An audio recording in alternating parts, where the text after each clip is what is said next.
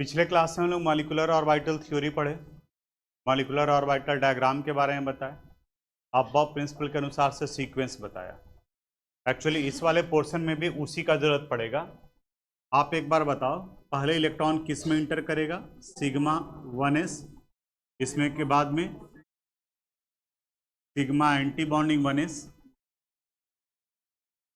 Sigma 2s, sigma anti bonding 2s, pi 2px is equal to pi 2py। अब इससे ज्यादा sigma 2pz,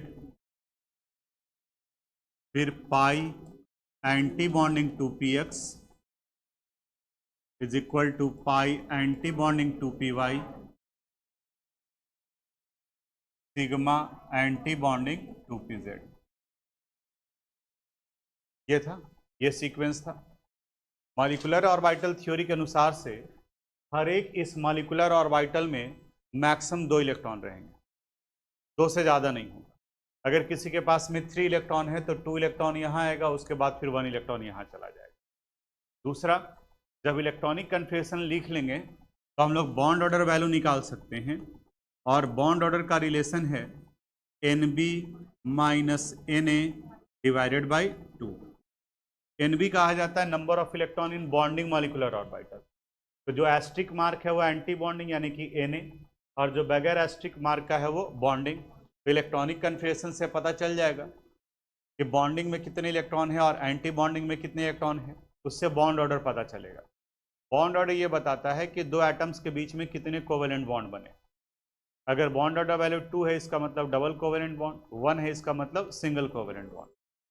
फिर हम लोग को ये भी पता चलेगा कि वो पैरामैग्नेटिक है या डायमैग्नेटिक।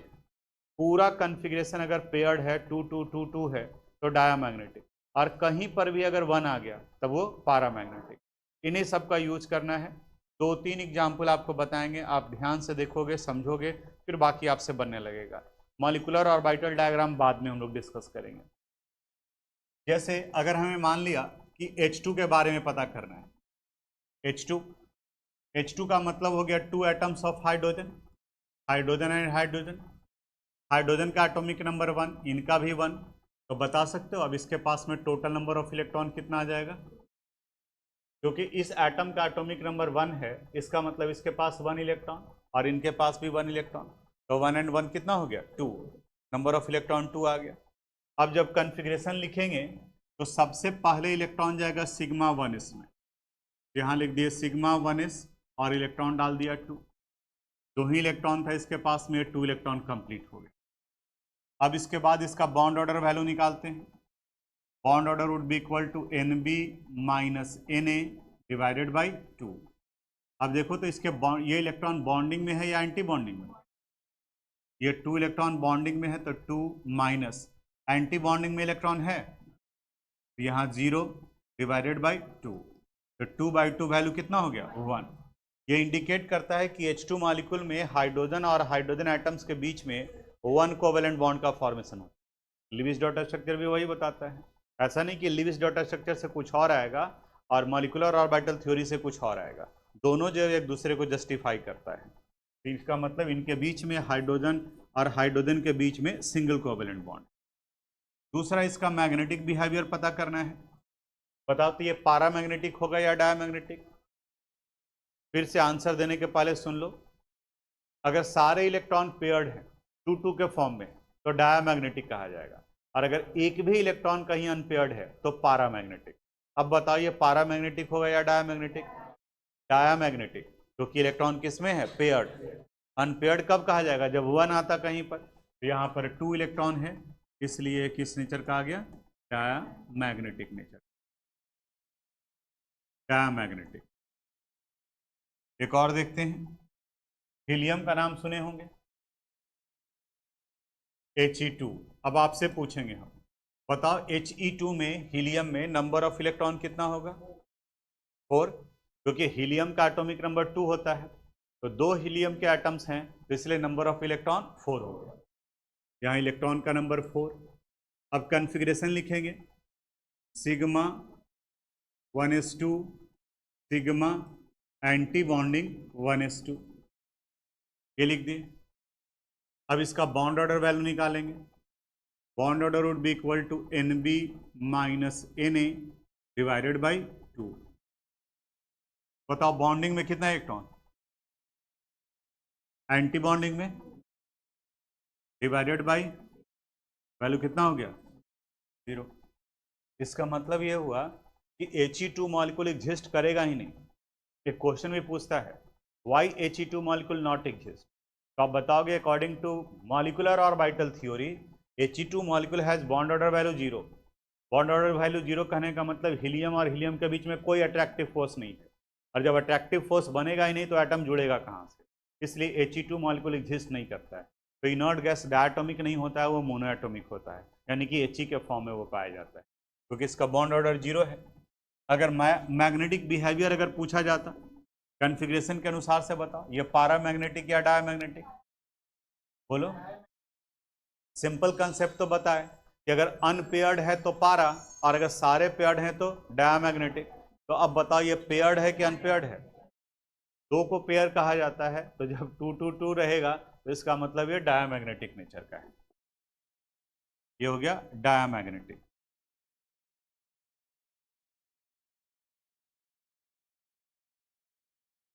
एक और क्वेश्चन बनाते हैं। ना सिर्फ इनका आयन का भी आप कॉन्फ़िगरेशन लिख सकते हो। जैसे अगर मान लिया कि हमें कहा गया कॉन्फ़िगरेशन लिखने H2 प्लस का, अब इसमें नंबर ऑफ इलेक्ट्रॉन पहले निकालते हैं, जो पूछेंगे वो बताना। H2 में कितने इलेक्ट्रॉन होंगे, 2। प्लस का मतलब इसने इलेक्ट्रॉन लूज किया है या गेन किया है, एक प्लस चार्ज है, इसका मतलब इसने एक इलेक्ट्रॉन लूज किया है, तो 2 माइनस 1 वैल्यू कितना हो गया, 1। अब इसका कॉन्फ़िगरेशन आप बताओ, सिग्मा 1s1, सिग्मा 1s1। अब बॉन्ड ऑर्डर वैल्यू निकालते हैं। इनका फार्मूला है NB minus NA divided by 2। बताओ बॉन्डिंग में कितना इलेक्ट्रॉन, एंटी बॉन्डिंग में तो 1 माइनस 0/2, 1/2, या इसी को और क्या लिख सकते हैं, 0.5। मैग्नेटिक बिहेवियर बताओ, पैरामैग्नेटिक या डायमैग्नेटिक, पैरामैग्नेटिक, पैरामैग्नेटिक, बोलो निकाल सकते हैं इस तरह से। तो इसको आप कॉपी कीजिए, फिर एक क्वेश्चन। चलो देखो यहाँ फिर से बताते हैं। C2 बताओ नंबर ऑफ इलेक्ट्रॉन 12। कॉन्फ़िगरेशन लिखेंगे sigma 1s2, sigma anti bonding 1s2, sigma 2s2, sigma anti bonding 2s2। Electron count कर लो, 2 4 6 8। अभी कितना इलेक्ट्रॉन बाकी है, 4। तो यहाँ pi 2px is equal to pi 2py। अगर 2 इलेक्ट्रॉन रहता तो 1 बन जाता, 4 इलेक्ट्रॉन है तो 2 इलेक्ट्रॉन यहाँ और 2 इलेक्ट्रॉन है, क्योंकि दोनों का एनर्जी वैल्यू क्या है, सेम है। 3 रहता तो एक के पास 2 और दूसरे के पास में 1 होता। ये कॉन्फ़िगरेशन लिख ली। अब इसके बाद में इसका बॉन्ड ऑर्डर वैल्यू निकालना है, तो bond order would be equal to होगा NB minus NA divided by 2। बताओ बॉन्डिंग में कितना इलेक्ट्रॉन है, 2 4 6 एंड 2 8। एंटी बॉन्डिंग में कितना है, डिवाइडेड बाई 2, यानी वैल्यू कितना आ गया। और मैग्नेटिक बिहेवियर कैसा हुआ, डायमैग्नेटिक। लिखे हैं आप लोग। अब थोड़ा सा ध्यान देने वाली बात, इसमें थोड़ा सा टेक्निकल एरर आ गया, यानी कि टेक्निकली ये आंसर आपका गलत माना जाएगा। यहां कहता है कि अगर किसी मॉलिक्यूलर स्पेसिस के पास, चाहे वो न्यूट्रल हो या आयोनिक हो, अगर 4 से ज़्यादा इलेक्ट्रॉन है, तो in place of sigma 1s2 and sigma anti bonding 1s2 we should write K, यानी 4 इलेक्ट्रॉन के लिए हमें के लिखना होगा। क्यों होगा वो भी बताते हैं, यानी कि स्टार्टिंग के ये लिए, अब उसके बाद में बाकी का इलेक्ट्रॉन फिल करोगे। बॉन्ड ऑर्डर, मैग्नेटिक बिहेवियर सब यही आएगा। फॉर्मूला सिर्फ बदल जाएगा। यानी कि इस कंडीशन में ऐसे लिखना होगा आपको, C2 था, नंबर ऑफ इलेक्ट्रॉन कितना आ गया 12, तो कह रहा है कि सिग्मा 1s2 और सिग्मा एंटी बॉन्डिंग 1s2 की जगह पर आपको के लिखना है, तो यहाँ आप लिखोगे के, इसके बाद sigma 2s2, sigma anti bonding 2s2, इसके बाद pi 2px is equal to pi 2py। Electron देखो काउंट करते हैं, ये के का मतलब कितना इलेक्ट्रॉन 4, 4, 6, 8 to 10 एंड टू 12। अब इसका बॉन्ड ऑर्डर वैल्यू निकालते हैं, यहाँ भी वही formula NB minus NA divided by 2। अब देखो तो यहाँ बॉन्डिंग में कितना इलेक्ट्रॉन दिख रहा है 2, 4 एंड 2 6। एंटी बॉन्डिंग में कितना दिख रहा है 2, तो 6 माइनस 2 बाई 2, 4 बाई 2, वैल्यू कितना हो गया 2। Magnetic behaviour paired paired paired paired, सारे पेयर्ड हैं, इसका मतलब ये किस नेचर का हो गया, डायामैग्नेटिक नेचर का, डायामैग्नेटिक नेचर। अब आपके दिमाग में उठ रहा होगा कि ये के क्यों लिखा गया। अब ध्यान से समझ, हम लोग वैलेंस इलेक्ट्रॉन और वैलेंसी के बारे में जानते हैं। Valence electron outer most orbit में प्रेजेंट इलेक्ट्रॉन को कहते हैं, और उसी वैलेंस इलेक्ट्रॉन का वो इलेक्ट्रॉन जो बॉन्ड फॉर्मेशन में या केमिकल रिएक्शन में पार्टिसिपेट करता है उसे वैलेंसी कहा जाता है। यानी वही इलेक्ट्रॉन जो आउटर मोस्ट ऑर्बिट में होते हैं केमिकल रिएक्शन में और बॉन्ड फॉर्मेशन में, सिर्फ वही पार्टिसिपेट करते हैं, अंदर के इलेक्ट्रॉन पार्टिसिपेट नहीं करते। तो यहाँ पर ये सेकेंड ऑर्बिट है, ये सेकेंड ऑर्बिट है, लेकिन ये कौन सा ऑर्बिट हो गया फर्स्ट। तो ये फर्स्ट ऑर्बिट तो अंदर का ऑर्बिट हो गया, तो जो भी इन्वॉल्व होगा वो कौन सा ऑर्बिट होगा सेकेंड ऑर्बिट।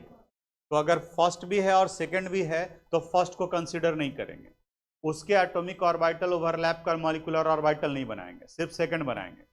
अब अगर इलेक्ट्रॉन फर्स्ट ऑर्बिट में भी है, सेकेंड ऑर्बिट में भी है और थर्ड ऑर्बिट में भी है, तो फर्स्ट और सेकेंड को नहीं देखेंगे, सिर्फ किसको लेकर के चलेंगे, थर्ड को लेकर।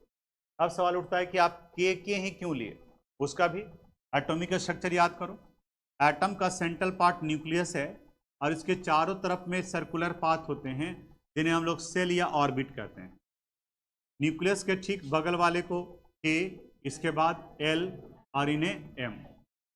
उसी तरह से दूसरे एटम का भी ये फर्स्ट ऑर्बिट है, ये सेकंड ऑर्बिट है, ये थर्ड ऑर्बिट है, तो फर्स्ट के लिए के एल एम। अब कहता है कि चूंकि अगर लास्ट इलेक्ट्रॉन एल सब सेल में है, सॉरी एल सेल में है, सेकंड ऑर्बिट में है, तो फर्स्ट ऑर्बिट के इलेक्ट्रॉन इन्वॉल्व नहीं होंगे। तो फर्स्ट ऑर्बिट के इन्वॉल्व नहीं होंगे तो इसका फर्स्ट ऑर्बिट क्या हो गया के, और इसका भी फर्स्ट ऑर्बिट के। तो इसलिए सिग्मा 1s2 और सिग्मा एंटी बॉन्डिंग 1s2 का फॉर्मेशन ही नहीं होगा, इसलिए इसके इलेक्ट्रॉन को हम लोग कहेंगे के, यानी कि ये के सेल में है। उसी तरह से अब आप गेस कर सकते हो कि अगर किसी के पास में 10 से ज़्यादा इलेक्ट्रॉन है, तो फर्स्ट वाले में तो 2 इलेक्ट्रॉन थे, तो 2 एंड 2 कितना हो गया 4, तो बोले कि 4 इलेक्ट्रॉन के लिए हम लोग के लिख देंगे। सेकेंड ऑर्बिट में 8 इलेक्ट्रॉन, तो 8 यहाँ भी और 8 वहाँ भी, ठीक है। तो यहाँ पर 2 एंड 8 10, उधर भी 2 एंड 10, तो अगर 10 एंड 10 कितना हो गया 20। तो अगर 20 से ज़्यादा इलेक्ट्रॉन है तब उस कंडीशन में फर्स्ट के लिए लिखेंगे के और सेकंड के लिए क्या लिखेंगे एल, और अब आगे आ जाएगा sigma 3s, sigma anti bonding 3s, बाकी का वो। लेकिन संजोग से हमको नियॉन तक ही पढ़ना है, तो नियॉन तक पढ़ना है, उसके मॉलिक्यूल तक पढ़ना है, तो वो 20 के अंदर में ही आएगा, 20 से ज़्यादा नहीं आएगा। तो याद ये रखना है कि कोई भी मॉलिक्यूलर स्पेसीज हो, अगर उसके पास में 4 से ज़्यादा इलेक्ट्रॉन है तो 4 के लिए के वर्ड यूज करते हैं इन place of sigma 1s2 and sigma anti bonding 1s2। तो उसके अनुसार से कन्फिग्रेशन हो जाएगा। बोलो समझ में आया। तो इसको काटोगे नहीं, इसको सही करेंगे, पहले नोट में लिखिए जो बोल रहे हैं वो। चलो देखो यहाँ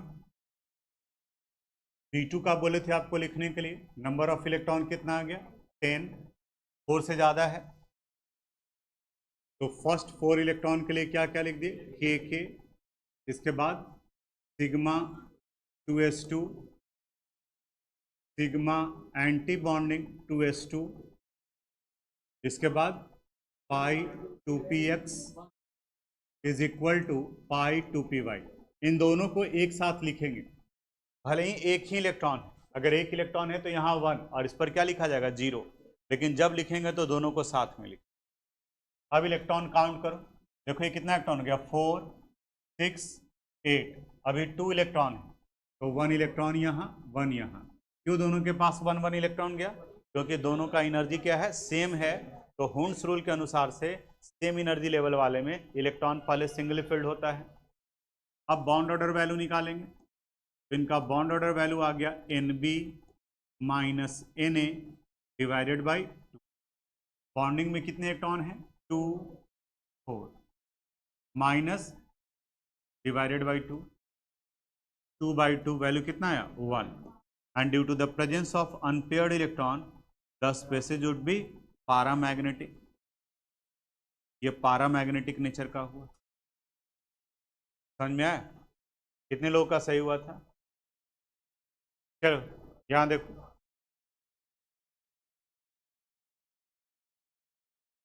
N2 नंबर ऑफ इलेक्ट्रॉन कितना आया 14, 4 से ज़्यादा इलेक्ट्रॉन है, K sigma 2s2 sigma anti bonding 2s2 pi 2px is equal to pi 2py,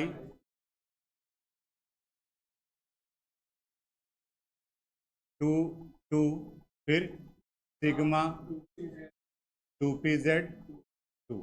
electron count कर लो 4 6 8 10 12 एंड 2 14। अब बॉन्ड ऑर्डर वैल्यू निकालते हैं। Bond order is equal to NB minus Na divided by 2।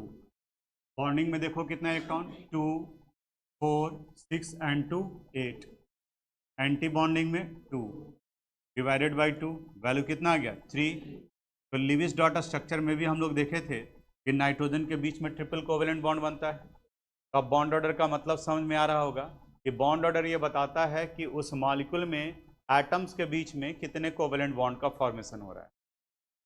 सब जगह पे paired electron है, इसलिए diamagnetic nature का होगा, यह डायमैग्नेटिक नेचर का है। बना था आप लोगों से? अब जो क्वेश्चन देने जा रहे हैं जल्दीबाजी में करोगे गलत हो जाएगा, थोड़ा केयरफुल रह करके, ठीक है। O2 नंबर ऑफ इलेक्ट्रॉन 16, यहाँ के sigma 2s2 sigma anti bonding 2s2 sigma 2pz note में लिखवाए थे ना।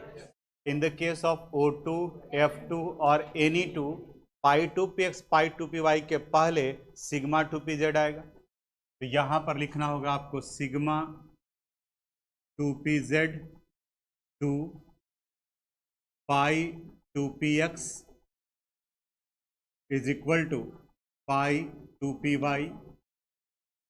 यहाँ भी 2 इलेक्ट्रॉन 2 इलेक्ट्रॉन, काउंट कर लो एक बार इलेक्ट्रॉन 4 6 8 10 12 14। अभी कितना इलेक्ट्रॉन बाकी है 2 इलेक्ट्रॉन। इसके बाद इलेक्ट्रॉन जाएगा pi anti bonding 2px is equal to pi anti bonding 2py। सिर्फ इस जगह पर चेंज आता है, एंटी बॉन्डिंग में चेंज नहीं आता है। अब 2 इलेक्ट्रॉन है, एक इलेक्ट्रॉन इसके पास और एक इलेक्ट्रॉन इनके पास में, 16 हो गया। अब बॉन्ड ऑर्डर वैल्यू निकालते हैं। Bond order is equal to NB minus Na divided by 2। बताओ तो बॉन्डिंग में कितना इलेक्ट्रॉन है 2 4 6 एंड 2 8, एंटी बॉन्डिंग में divided by 2 4 by 2 it means, ठीक है। ये बॉन्ड ऑर्डर वैल्यू आ गया। अब मैग्नेटिक बिहेवियर बताओ, पारा या डाया? अनपेयर्ड इलेक्ट्रॉन है ना, due to the presence of unpaired electron it is paramagnetic in nature. ये पैरामैग्नेटिक। कितने लोग का सही हुआ था? अब कई लोग तो यहाँ गलत कर दिए होंगे। अब ध्यान से सुनो, 12th के बोर्ड एग्जामिनेशन का रिपीटेड क्वेश्चन है। क्वेश्चन क्या कहता है? ये मॉलिक्यूलर ऑर्बिटल डायग्राम तो यहाँ पढ़ना है। क्वेश्चन ये कहता है O2 molecule has even number of electron. O2 molecule के पास में कितना इलेक्ट्रॉन है? 16। It has even number of electron but it is paramagnetic in nature. Why? क्योंकि लगता है कि अगर इवन है तो सब में 2 2 2 जाएगा तो डायमैग्नेटिक होना चाहिए। तो फिर ये पैरामैग्नेटिक कैसे हो गया इवन नंबर ऑफ इलेक्ट्रॉन होते हुए भी? जनरली आप ऑड इलेक्ट्रॉन देखोगे तो odd electron containing species paramagnetic होंगे, क्योंकि 2 2 2 नहीं आएगा, किसी का भी बनाएंगे तब। तो यहाँ उसका आंसर लिखाना पड़ता है it is due to the presence of unpaired electron in pi anti bonding 2px and pi anti bonding 2py।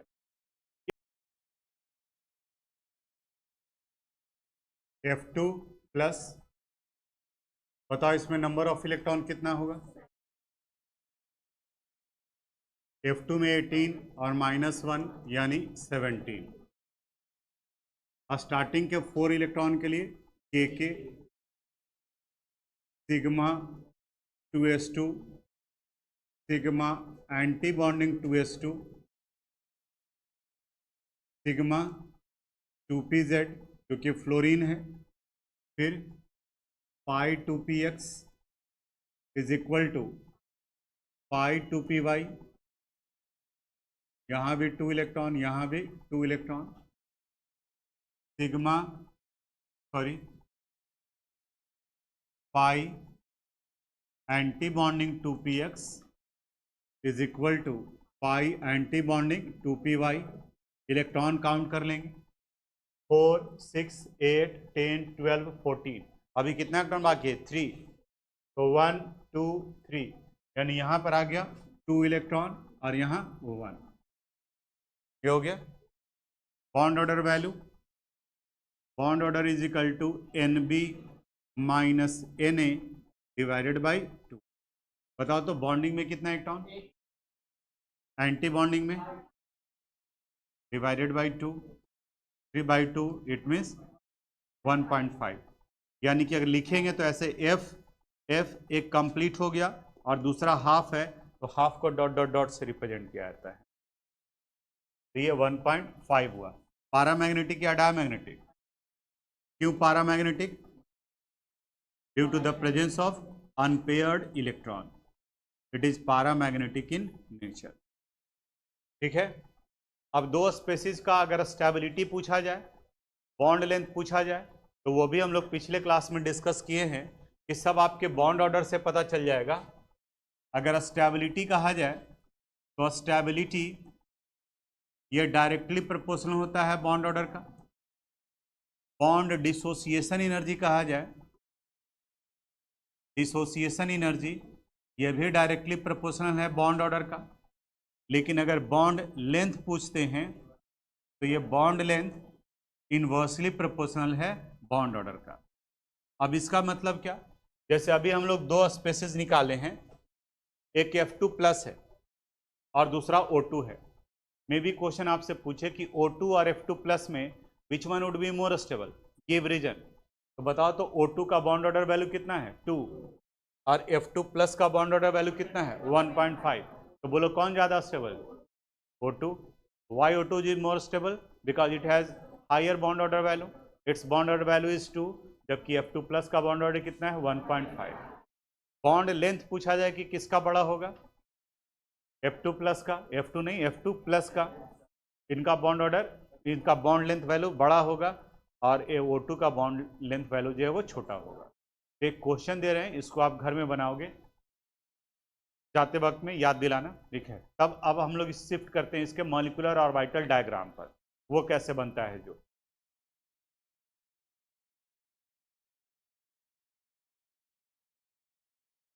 जैसे अगर मान लिया H2 का ही बनाना है या H2 प्लस दे दिया, सपोज ये नंबर ऑफ इलेक्ट्रॉन बताओ इसमें कितना हो गया? 1।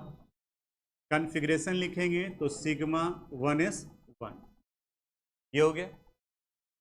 अब मॉलिक्यूलर ऑर्बिटल डायग्राम में जहां तक जाएगा 1s तक जाएगा तो सिर्फ 1s के एटॉमिक ऑर्बिटल इन्वॉल्व होंगे। इस तरीके से मॉलिक्यूलर ऑर्बिटल डायग्राम बनाएंगे। बोर्ड पर देखना, इसका भी एक दो एग्जाम्पल हम बताएंगे, फिर आपको समझ में आएगा कि कैसे बनाया जाता है। इस साइड में एटॉमिक ऑर्बिटल है, इधर भी एटॉमिक ऑर्बिटल है, और बीच में क्या आएगा, मॉलिक्यूलर ऑर्बिटल। ये H2+ है, यानी एक जगह पर H आ जाएगा और दूसरी जगह पर H+ आ जाएगा। ठीक है, अगर H2 2+ रहता तो इधर भी H+ और उधर भी H+। अगर सिर्फ H2 रहता तो दोनों तरफ में क्या डालते थे, HH। अगर रहता H2 और उसके ऊपर माइनस, तो एक जगह पर H और दूसरी जगह पर H-। बोलो ये क्लियर है। अब हाइड्रोजन एटम, एटॉमिक नंबर 1, इसका कन्फिगरेशन लिखेंगे तो कितना आएगा, 1s1। अब आप बताओ H+ का कन्फिगरेशन क्या आएगा, 1s0। इसके पास तो एक भी इलेक्ट्रॉन नहीं है, यानी कि 0 होगा। तो अब यहां पर एटम का कन्फिगरेशन लिखेंगे, यहां आ गया 1s1, तो 1 इलेक्ट्रॉन। इस H+ के पास में 1s है लेकिन एक भी इलेक्ट्रॉन नहीं, कितना हो जाएगा, 0। ये एटॉमिक ऑर्बिटल, इनके कॉम्बिनेशन से यहां बना सिग्मा 1s और इस जगह पर सिग्मा एंटी बॉन्डिंग 1s। अब इलेक्ट्रॉन दोनों तरफ का जोड़ देते हैं, ये 1 + 0 कितना बचा, 1, तो सिर्फ इसके पास में आएगा, यानी कि यहाँ ये 1 इलेक्ट्रॉन। अब पैरामैग्नेटिक या डायमैग्नेटिक ये वाला पार्ट देख करके बताते हैं। बॉन्ड ऑर्डर निकालना है, तो बॉन्ड ऑर्डर देखो, ये इलेक्ट्रॉन 1 है किस में, बॉन्डिंग में। फॉर्मूला यही है ना, Nb - Na divided by 2। Bonding में 1 इलेक्ट्रॉन, एंटी बॉन्डिंग में एक भी इलेक्ट्रॉन नहीं, divided by 2। 1/2 it means 0.5। Unpaired electron इस वजह से किस नेचर का होगा, paramagnetic, it would be paramagnetic. एक और क्वेश्चन बताते हैं। अगर मान लिया कि हमें दे दिया गया Be2 का, आप बताओ Be2 में नंबर ऑफ इलेक्ट्रॉन कितने होंगे, hydrogen, helium, lithium, beryllium. Beryllium में कितना, 4, तो Be2 है, तो नंबर ऑफ इलेक्ट्रॉन 8। कन्फिग्रेशन लिखेंगे तो फर्स्ट 4 इलेक्ट्रॉन के लिए k। फिर बताओ sigma 2s2, sigma anti bonding 2s2। तो जब आगे के लिए के लिखे हैं तो इसका मॉलिक्यूलर ऑर्बिटल डायग्राम बनाने का भी जरूरत नहीं, हम लोग सीधा 2s का ही बनाएंगे।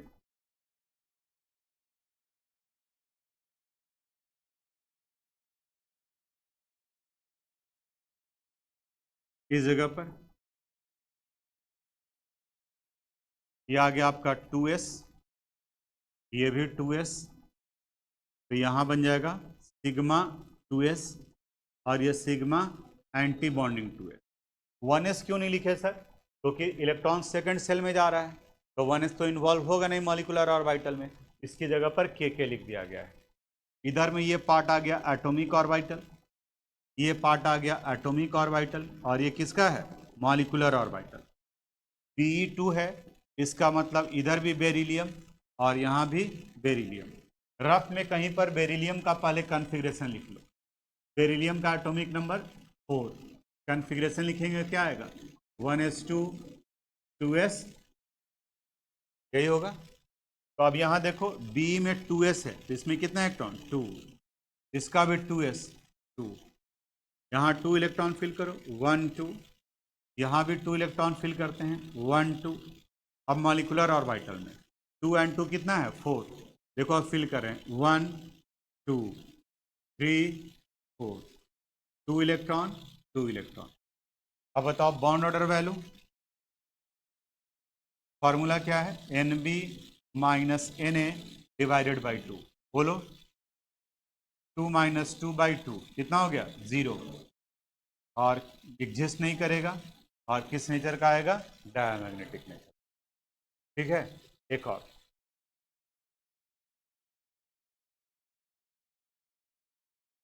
N2 माइनस, बताओ नंबर ऑफ इलेक्ट्रॉन, 15, माइनस का मतलब इसने इलेक्ट्रॉन गेन कर रखा है। कन्फिग्रेशन बोलो, के सिग्मा 2s2 फिर sigma anti bonding 2s2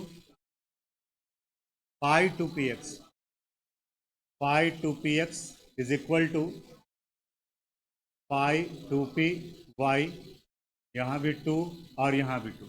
sigma किस में जाता है? ऑक्सीजन, फ्लोरीन और नियॉन में। नाइट्रोजन में तो पाई 2px ही पहले आएगा। इसके बाद फिर किस में जाएगा? सिग्मा 2pz, कुछ का कुछ बोल देते हो। 4 6 8 10 12 14, अभी कितना इलेक्ट्रॉन बाकी है? 1। तो यहाँ pi anti bonding 2px is equal to pi anti bonding 2py। कितना इलेक्ट्रॉन है? 1। तो यहाँ 1 और यहाँ क्या लिखोगे? 0। बोले थे 0 लिखने के लिए। अब स्टार्टिंग के 4 इलेक्ट्रॉन 1s के लिए एटॉमिक ऑर्बिटल, मॉलिक्यूलर ऑर्बिटल नहीं बनाएंगे, क्योंकि उसकी जगह पर हम लोग क्या यूज करें? k। तो 2s और 2p का बनाना पड़ेगा पूरा। ये एनर्जी सीक्वेंस हो गया। यहां पर 2s के लिए एटॉमिक ऑर्बिटल,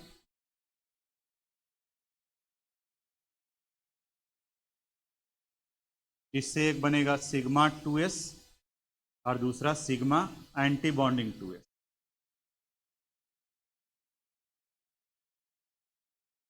p के लिए 3 ऑर्बिटल्स,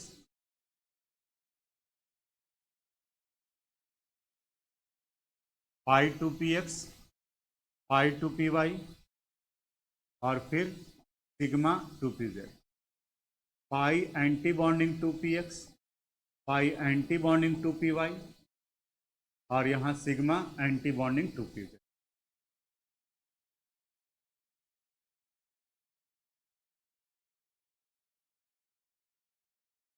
फिल कर देते हैं।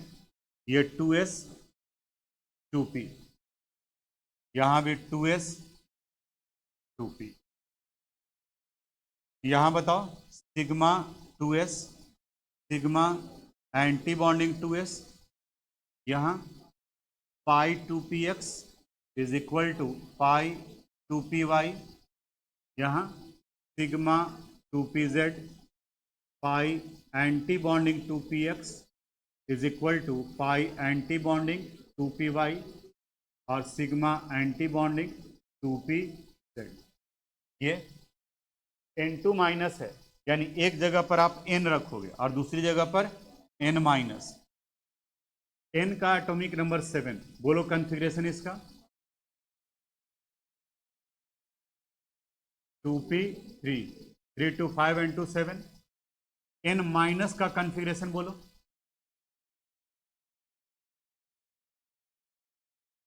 2p 4, क्योंकि इसके पास में कितने इलेक्ट्रॉन है? 8। ये बोले कि ये रफ में लिखोगे, नहीं तो गलती हो जाता है स्टूडेंट से। जब वो लिखा हुआ है तो अब फिल हो जाएगा। n है तो यहाँ 2s2 और 2p3, यहाँ n माइनस है 2s2 और 2p4।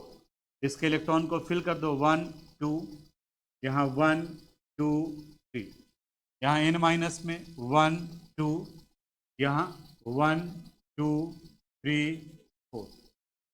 क्या आ गया? अब इलेक्ट्रॉन मॉलिक्यूलर ऑर्बिटल में 2 and 2 4, 1 2 3 4, यहाँ 3 और उधर कितना है? 4। 3 and 4 7। इलेक्ट्रॉन देखो कैसे फिल कर रहे हैं हुंड्स रूल के अनुसार से 1 2 3 4 5 6 7, यानी यहाँ 2 electron 2 electron 2 electron 2 electron 2 electron 1 और इसके पास में 0। बॉन्ड ऑर्डर निकालते हैं। Bond order would be equal to NB minus NA divided by 2। देखो बॉन्डिंग, यहाँ देखो इसमें बॉन्डिंग में कितने 2 4 6 and 2 8। एंटी बॉन्डिंग में इलेक्ट्रॉन देखो 2 and 1 3। 8 माइनस 3 डिवाइडेड बाई 2 कितना आ जाएगा? 5/2, इट मीन्स 2.5। पारामैग्नेटिक या डायमैग्नेटिक? क्यों पारामैग्नेटिक? देखो यहाँ अनपेयर्ड, इसको देखना है एटॉमिक ऑर्बिटल को नहीं, इसको paired paired paired paired paired, लेकिन यहाँ क्या आ गया? अनपेयर्ड। तो इसलिए किस नेचर का है? पारामैग्नेटिक में। बोलो समझ में आया? तो बाकी कॉपी मत करो, इसको कॉपी करो, ठीक है, क्योंकि यहाँ तक पहुँचने के लिए वो सब कर रहे थे। बाकी घर में जाना आप तो वहाँ पे उसको भी कॉपी कर लेना, इच्छा होगा तो। इच्छा ज़रूरी है। Thanks for watching this video. अगर आपको कोई प्रॉब्लम है, अगर किस तरह का समझने में कोई दिक्कत है, तो आप मुझे मैसेज कर सकते हैं। हम अपनी तरफ से पूरी कोशिश करेंगे उसे रिप्लाई करने के लिए। अगर आपको ये वीडियो पसंद आया हो तो प्लीज़ इसे लाइक करें, सब्सक्राइब करें एंड शेयर करें। Thank you very much.